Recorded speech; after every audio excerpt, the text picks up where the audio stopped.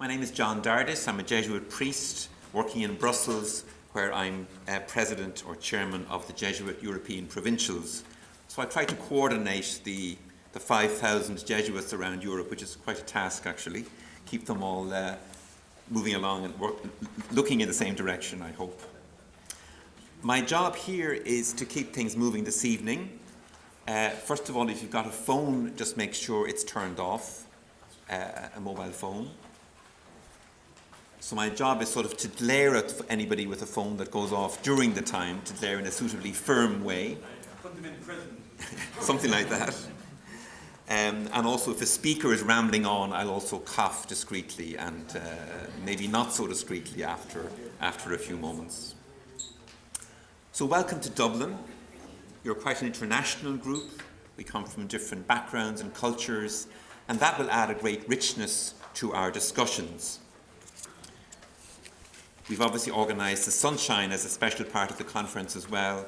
For those of you not used to Irish weather, that's not to be taken for granted, actually. So the conference title, Reimagining Imprisonment in Europe. The issue of prisons, it's an important issue across Europe and indeed globally.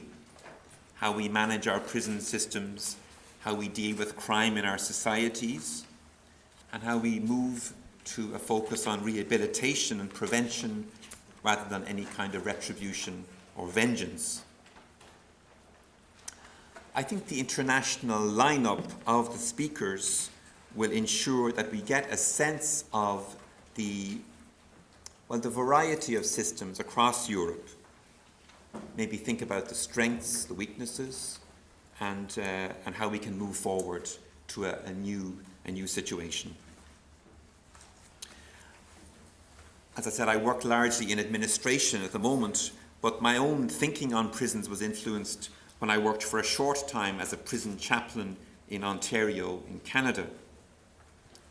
It was a medium security prison, and I remember just some impressions from that. First, the age of the prison population, being so struck by the youth, people in their 20s, late 20s, mid-20s, the backgrounds they had, the kind of difficulties they had overcome or not overcome, and the challenges and the terrible issues that many of them had faced in their lives. And as a first experience of working in a prison for me, it challenged many of my stereotypes and prejudices that I didn't even know I had at the time. I think parts of Europe, just speaking from a European perspective briefly, parts of Europe are in crisis today. You see it in the Euro discussions, also in our discussion of the European societies that we want. Europe is looking for guiding values. And as a Jesuit, as a priest, as a Catholic, I strongly believe that the Christian churches have something to offer in that respect. As long as we offer what we have with a certain humility, with an openness to discourse, and avoiding any kind of fundamentalism or insistence. As churches, we don't have a right to insist on our point of view, but we can offer our points of view in a reasonable manner. Dostoevsky famously said that the degree of civilization in a society can be judged by entering its prisons. So how civilized are we in Europe today? What's our degree of civilization? The conditions in which we detain people tell us a lot about the ideological focus of a prison system. Is it more on retribution or on rehabilitation? So over the next few days, we'll look not just at the problems and the difficulties, but also we'll try to envision new realities. Not in a kind of very vague way, but in a very tested way. What would work better?